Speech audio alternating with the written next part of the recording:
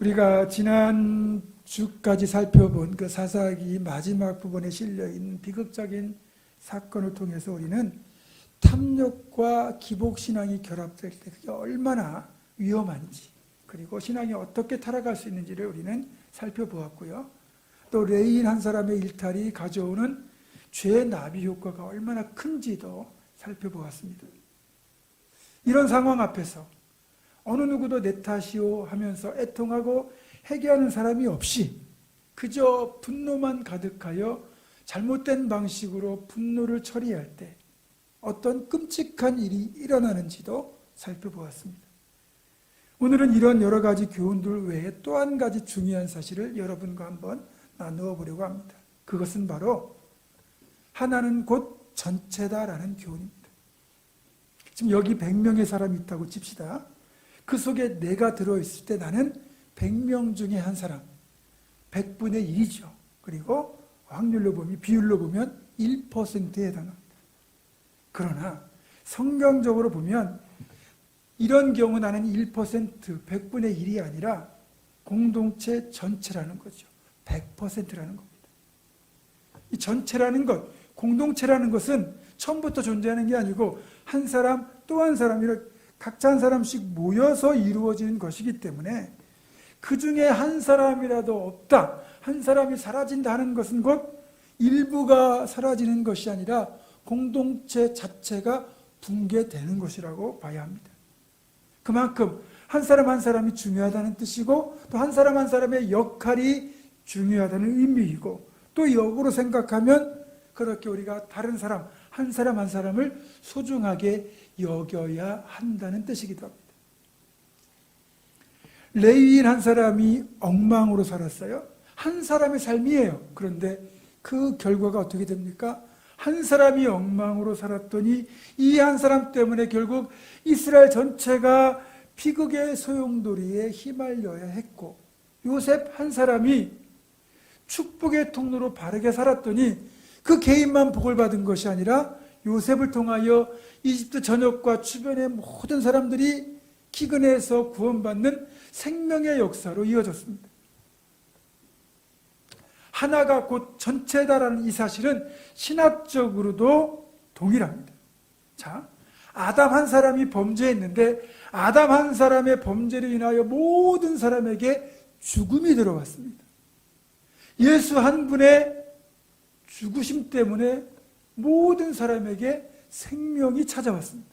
한 사람 때문에 모든 사람에게 죽음이 찾아왔는데 한 사람 때문에 모든 사람이 생명을 얻게 되는 일, 이것이 곧 하나는 전체다라는 사실을 알려주고 있습니다. 물론 이것은 철저히 성경적 가치관입니다. 세상의 가치관은 그렇지 않죠. 세상의 가치관은 철저히 그 사람의 비중에 의하여 그 사람의 가치가 결정된다는 거죠. 빈부귀천에 따라서, 그 사람의 역할에 따라서 그 사람의 생명 가치가 결정이 되고, 그래서 가치가 서로 달라요. 그게 세상의 논리입니다. 그런 관점이 성경에 있는 세속적인 사람들에게도 그대로 드러나고 있죠. 보세요.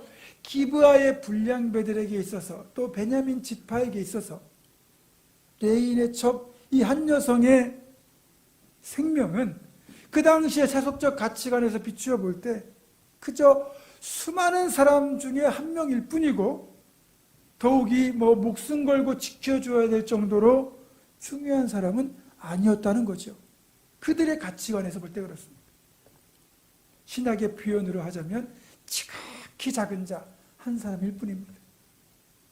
반대로 성경적인 가치관에서 보면, 즉 하나님 앞에서의 이 여성의 생명의 가치는 다른 사람 이상으로 소중한 것이고, 주님의 말씀대로 하자면 천하보다 더 귀한 생명이었던 거예요. 그런 귀하고 소중한 생명을 세속적 가치관을 가진 기브아의 불량배들이 철저히 짓밟고 무고한 죽음에 이르도록 만들었습니다. 그것이 어떤 결과를 가져왔습니까? 하나는 곧 전체다라는 관점에서 보면 레인의 첩, 지극히 작은 여성 하나를 이들은 죽였을 뿐인데 그것이 베냐민 지파 전체 여성들의 죽음을 불러오고 말았습니다. 오늘 본문에도 보면 베냐민 지파의 여성이 한 명도 남아있지 않습니다. 여성 한 명의 생명을 무참히 짓밟았을 때 그것이 공동체 전체의 여성들의 생명을 다 죽게 만들었습니다. 하나님 보실 때는 레인의 첩 한 사람의 목숨이나 베냐민 지파 전체 여성들의 목숨이나 같았다는 거죠. 또 베냐민 기브아의 불량배들, 이들을 베냐민 지파가 감싸려고 했다가 결국 베냐민 지파가 모두 괴멸되고 말았습니다. 한 사람의 생명 같지만 하나님 보실 때는 한 사람이 곧 공동체 전체와 맞바꿀 정도로 귀중한 생명이라는 뜻이기도 합니다. 베냐민 지파가 어느 정도로 괴멸됐느냐, 이건 성경에 600명만 남았다 이 정도가 아니라 실제 역사 속에서도, 성경 역사 속에서도 드러납니다. 훗날 시간이 흘러가지고 이제 이스라엘의 왕정제도가 도입될 때 사무엘을 통하여 초대왕으로 사울에게 기름을 붓잖아요. 그때 이제 사무엘이 사울을 왕으로 택하는 그 자리에서 사울이 이런 대답을 합니다. 사무엘상 9장 21절입니다. 사울이 대답하여 이르되 나는 이스라엘 지파의 가장 작은 지파 베냐민 사람이 아니니까 또 나의 가족은 베냐민 지파 모든 가족 중에 가장 미약하지 아니하니까 당신이 어찌하여 내게 이같이 말씀하시나이까 하니, 언뜻 보면 사울의 대답이 참 자기를 낮추는 겸손한 대답처럼 보이기도 합니다. 겸손함도 있었겠지만 실제로도 기브아 이 사건을 인하여 베냐민 지파가 600명만 남고 다 괴멸되었기 때문에 시간이 흘렀어도 베냐민 지파는 이스라엘 12지파 중에 가장 작은 지파였어요. 그리고 시간이 흘러서 사울 당시에도 여전히 가장 작은 지파였음을 알 수가 있습니다. 한 사람의 생명을 짓밟았던 결과가 공동체 전체가 괴멸되는 끔찍한 결과로 이어진 겁니다. 물론 기브아 사람들이 볼 때나 베냐민 지파가 볼 때는 그 레인의 첩 하나 죽은 것 무슨 대수냐고 그렇게 할 수도 있습니다. 그러나 앞에서 말씀드린 것처럼 하나님 보실 때는 절대로 그렇지 않다는 거죠. 저는 사람이 하나 죽는 것은 작은 우주가 사라진 것과 같다라는 이 말에 100% 공감합니다.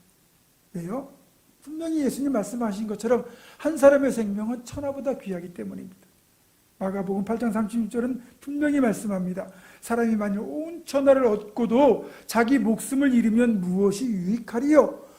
사람이 무엇을 주고 자기 목숨과 바꾸겠느냐? 사람의 목숨은 천하와도 바꿀 수 없는 소중한 거라는 거죠. 그러면 왜 한 생명이 천하보다 더 귀하다고 말씀하셨을까요? 그 이유는 우리에게 생명을 주신 분이 다름 아닌 우리 하나님이기 때문입니다. 사람은 하나님이 주신 모든 피조물 중에서 유일하게 하나님이 직접 손으로 빚으신 뒤에 그 코에 하나님의 숨결, 생기를 불어넣어 만드신 피조물입니다. 우리 사람만이 모든 피조물 중에서 하나님의 숨결을 나눠받은 존재라는 거예요. 그래서 살아있는 존재가 되었기 때문에 가장 가치 있는 존재라는 겁니다. 따라서 살인은 하나님의 숨결을 끊어내는 정말 무서운 죄악이고 생명을 부여하신 하나님께 정면으로 도전하는 반역 행위인 겁니다. 그래서 고의적 살인은 어떤 이유로도 용납이 안 되는 겁니다. 아담의 큰아들 가인이 자신의 동생 아벨을 피 흘려 죽게 만들죠. 그때 하나님이 가인에게 이런 말씀을 하셨어요. 창세기 4장 10절입니다. 네가 무엇을 하였느냐?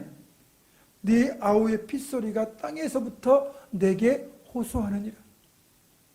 아벨이 형에게 정말 무고하게 그렇게 억울한 죽음을 당했을 때 그가 흘렸던 피가 땅에서부터 하나님께 호소하고 있다고 하지 않습니까? 하나님은 억울한 자의 피를 외면하지 않고 그 옷을 다 들으신다는 거예요. 그러면 기브아의 불량배들에게 이 레인의 첩, 이 여성이 쇠도로 끌려다니며 시달림을 당하고 폭행을 당하고 끝내는 죽음에 이르게 되었을 때 그녀가 흘린 그 핏소리, 그 호소가 하나님 보좌에 상달되지 않았겠습니까?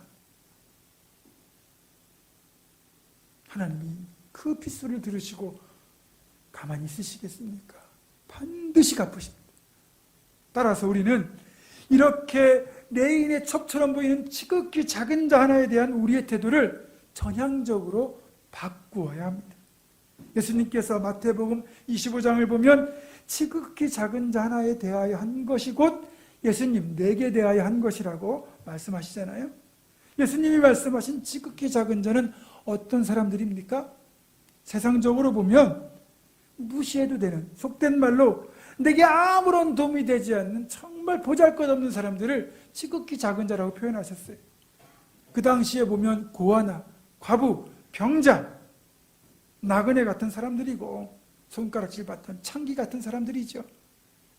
세상적으로 볼 때는 정말 지극히 작은 자, 무시해도 되는 자인지도 모르겠지만 주님이 보실 때는 그 지극히 작은 자, 그 한 사람, 그들에게 한 것이 곧 예수님에 대하여 한 것이라고 보신다는 거죠. 그래서 이들을 선대했다면 주님을 선대한 거고, 이들을 박대하고 무시하고 멸시했다면 주님을 박대하고 무시하고 멸시한 것이 된다는 거예요.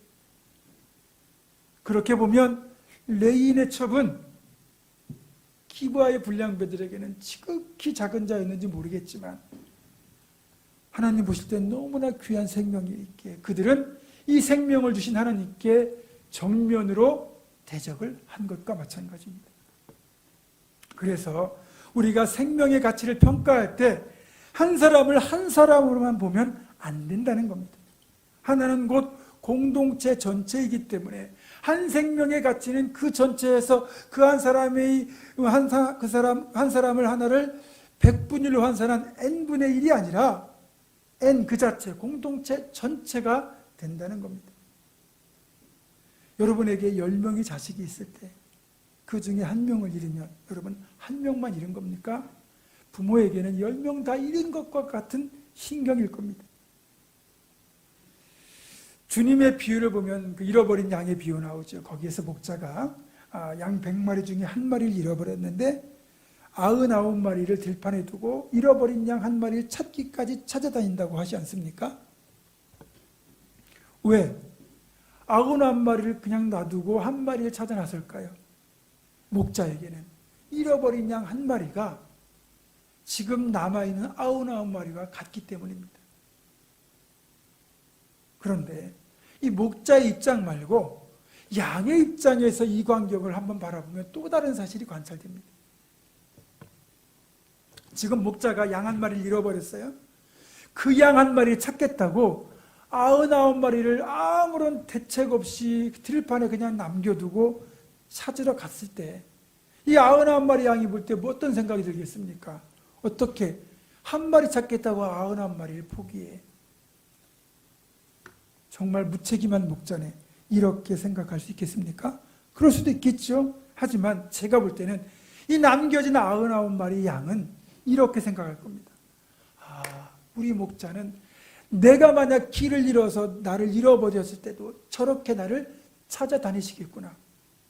오히려 그 목자를 더 신뢰하고 그런 목자가 있는 이 공동체는 더 단단하게 결속이 되지 않겠습니까? 우리 교회 공동체의 다른 성도들, 우리가 그 성도 한 사람을 그냥 한 사람의 구성원으로 보는 게 아니라 그 사람을 공동체 전체처럼 목자의 심정으로 우리가 바라보고 대하고 사랑하는 것이 사실은 전체를 귀하게 여기는 것이죠.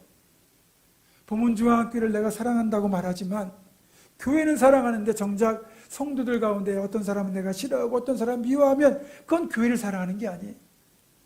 아무리 나와 거리가 멀어도 나와 별 교제가 없다 할지라도 우리 공동체를 이루는 구성하는 한 사람이라도 내가 더 사랑하고 아끼는 것이 실상은 그게 교회를 진짜 사랑하는 겁니다. 우리가 예수를 믿지 않는 새로운 생명을 전도하는 것도 참 귀하고 복된 일이지만 우리 교회 공동체의 구성원이었다가 이런저런 이유로 교회를 떠난 잃어버린 양이 있지 않습니까? 그 양을 되찾는 건 더 귀한 일이기도 합니다. 그리고 혹 우리 가운데 이런저런 이유로 또 마음이 흔들려서 지금 갈등하고 있는 사람이 있을 때 그가 다시 마음을 붙이도록 우리가 더 그분들을 보살피고 배려하는 것, 그게 공동체를 살리는 길이기도 합니다. 그런 모습이 우리 가운데 있으면, 저를 포함하여 우리 가운데 그런 모습이 드러날 때 다른 성도들이 보면 아, 나를 저렇게도 아낄 수 있겠구나라는 그런 든든한 마음이 들지 않겠습니까? 실제로 사무엘상 30장을 보면 지극히 작은 자 하나에게 어떻게 대했느냐에 따라서 최후의 결과가 극명하게 엇갈린 사람들의 이야기가 나옵니다. 다윗이 사울왕의 그 추격을 피해서 망명생활을 할 때, 이제 그 망명생활 끝 무렵에 자기를 따르는 군사들 600명과 그의 가족들을 데리고 시글락이라고 하는 성읍에서 거주하고 있을 때입니다. 이제 성읍에 여자와 아이들만 남겨놓고 이 남자들을 다 데리고 다윗이 전쟁터에 한 번은 나갑니다. 그런데 그 사이에 일이 벌어진 겁니다. 북유럽에는 약탈을 전문으로 먹고 살던 바이킹이라는 부족이 있었죠. 가나안 땅의 성경 역사에서 보면 약탈을 주로 해서 먹고 사는 흉악한 부족인데 그게 바로 아말렉이라는 족속입니다. 어떻게 알았는지 다윗과 남자들이 이 성을 비웠을 때 아말렉 족속이 시글락을 급습해서 여기 있는 여자들과 아이들 그리고 가축들 그리고 재물들까지 다 탈취해가지고 자기들의 본거지로 가버린 겁니다. 전쟁터에서 돌아와 보니까 성읍이 텅 비었어요. 다윗과 군사들이 망연자실할 수밖에 없죠. 사랑하는 가족들이 다 사라졌잖아요. 재물이야 그까짓 거 다시 모으면 되지만 가족을 잃어버린 이 상황 앞에서 정말 모두가 울면서 좌절하죠. 그러다가 하나님 앞에서 기도하고 다 힘을 얻어서 어쨌든 우리가 아말렉 족속을 추격하자. 그리고서는 이제 급히 무장을 하고 또 바쁘게 아말렉 족속을 추격하게 되었습니다. 그 와중에 어떤 일이 있었냐면 아말렉 족속이 이 시글락을 이제 급습해서 탈취해서 이제 돌아가던 중에 자기들이 데리고 왔던 자기들의 종 중에 이집트 소년이 하나 있었는데 이 소년이 이제 병이 들어가지고 움직이기가 힘든 거예요. 그래서 거추장스럽게 되니까 이 소년을 돌보지 않고 그냥 광야에 얘를 내버려 두고 간 거죠. 그러니까 이 소년은 병든 몸으로 이제 아무리 보살핌도 받지 못한 채 광야에서 그저 죽을 날만 기다리는 거예요. 이제 그런 상황에서 다윗 일행이 아말렉 족속의 발자취를 찾아가지고 추격하다가 광야에서 이 소년을 발견한 겁니다. 지금 한시가 급합니다. 조금만 늦으면 가족이 다 죽을 수도 있고 어떻게 될지 모릅니다. 그리고 발자국마저 만약에 사라지게 된다면 추격할 길이 없습니다. 그런데 저 앞에 죽어가는 한 소년을 발견했는데 차마 외면할 수가 없는 겁니다. 지극히 작은 자 하나지만 외면할 수가 없는 거예요. 그래서 그 소년을 이렇게 물을 먹이고 먹을 걸 먹이고 보살펴서 정신을 차리게 만들죠. 그리고 이렇게 질문합니다. 너는 누구이며 어디서 왔느냐? 그러자 그 소년이 이렇게 대답하죠. 저는 이집트 소년으로서 아말렉 사람의 종입니다.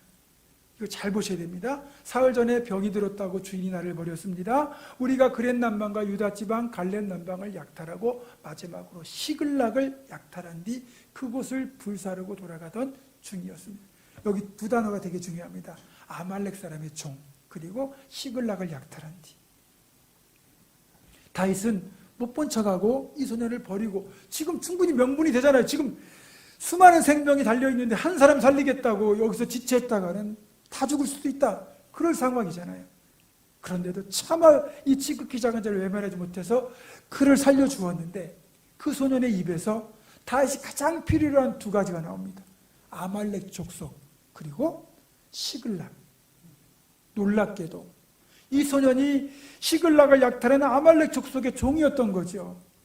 그러니 아말렉의 본거지가 어딘지 알 거 아닙니까? 이 소년을 앞세워서 다윗 일행은 아말렉 족속의 본거지를 급습하게 되죠. 이들이 승리에 도취해가지고 탈취한 재물이 너무 많다고 신나가지고 밤새도록 술 마시고 떠들고 놀다가 잠든 새벽녘에 이들을 기습해서 완전히 아말렉 족속을 괴멸시키고, 그리고 빼앗겼던 가족과 가축들, 재물들, 그리고 아말렉 족속이 사방을 다 이렇게 약탈하면서 모았던 엄청난 재물까지 덤으로 얻게 되었습니다. 자, 보세요. 모든 것을 얻은 줄 알았지만 다 잃고 결국 죽게 된 아말렉 족속, 그리고 모든 것을 다 잃어버렸다고 생각했는데 결국 잃은 것을 다 되찾고 덤으로 더 많은 재물까지 얻게 된 다윗과 그 일행, 이 두 공동체의 운명이 완전히 뒤바뀌게 된 원인이 어디에 있습니까? 그것은 지극히 작은 자 하나, 즉 이집트 소년을 어떻게 이들이 대했는가에 따라서 달라졌다는 거죠. 아말렉 족속은 이집트 근방에서 이집트 소년을 붙잡아서 자신들의 종으로 잘 부려먹었어요. 자신들의 근거지까지 끌고 와서 부려먹고 전쟁터에 데리고 나가서 부려먹다가 병이 들어 거추장스러운 짐이 되니까 돌보지도 않고 그냥 버렸습니다. 솔직히 아말렉만 그러겠습니까? 요즘 세상이 그렇죠. 지금 이 세상을 보면 이런 아말렉 같은 사람들이 너무나 많이 있습니다.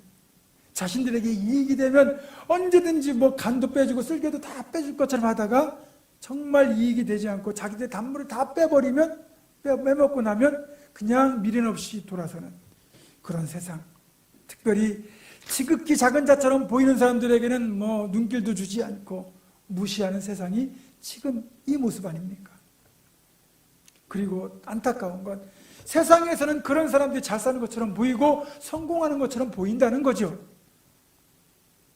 아말렉 족속이 이집트 소년을 잘 부려먹다가 병이 들어 짐이 된다고 버리고 갔어도 자신들은 본거지로 들어가 자기들이 얻은 그 전리품들을 가지고 신나서 먹고 즐기는 그런 상황. 세상에서는 그런 이기적인 수단이 성공하는 것처럼 똑같이 보인다는 거예요. 반면에 다윗 일행에게는 이 소년이 귀찮은 일일 수도 있습니다. 아말렉을 죽여가기도 지금 다급한 상황인데 병든 소년을 돕는다고 시간을 지체했다가는 다 잃어버릴 수도 있죠. 앞에서 말씀드린 것처럼 사할이 사할인지라 외면해도 되는 명분까지 있습니다. 하지만 다윗 일행은 이를 외면하지 않고 기꺼이 도와주었고 결국 놀라운 일이 일어나죠. 세상은 솔직히 내게 이익이 되느냐 손해가 되느냐 이런 이중잣대로 사람을 차별하여 대우합니다. 교회도 크게 다르진 않은 것 같아요. 돈 있는 사람이 더 대접받는 모습이 존재하죠.